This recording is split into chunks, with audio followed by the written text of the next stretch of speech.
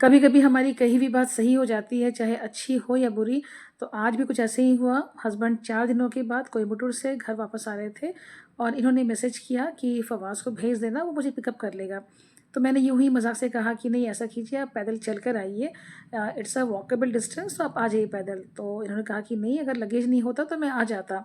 Anyways फवाज़ गया लाने के लिए और मैं इनका वेट करती रह गई काफ़ी देर तक।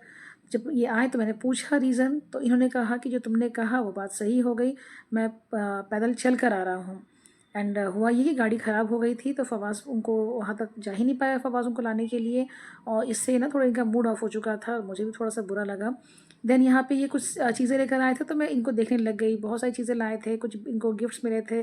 बेडशीट दिखा मुझे और बॉटल दिखाई दिया। बिरयानी तो वहाँ से ऑन द वे ही लेकर आए थे, स्टार बिरयानी, और साथ में और भी बहुत कुछ स्पाइसेस थे।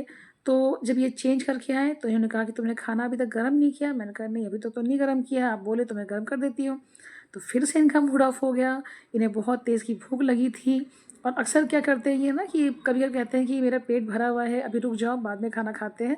इस चक्कर में मैंने ध्यान नहीं दिया। तो फिर फटाफट फिर मैंने गई, किचन में गई, फिर खाना गर्म किया इनके लिए। और ये लेकर आए थे मटन बिरयानी। तो मटन बिरयानी के साथ मैंने पूछा तो इन्होंने कहा कि सिर्फ वो बिरयानी खाएंगे, रायता और जो सैलेड है जो भी है वहाँ पे, और भी शायद बैगन की सब्ज़ी रहती है। उन्होंने मना कर दिया कि वो सारी चीज़ें ये नहीं लेंगे। तो कभी कभी ना अनजाने में हम लोगों से ऐसा होता है कि किसी इंसान का हम मूड ऑफ करते ही जाते हैं। और पता नहीं आज का दिन कुछ ऐसे ही हमारा बीता। और फिर समहाउ ये मैं तो हंस रही थी, अब मैं क्या करती।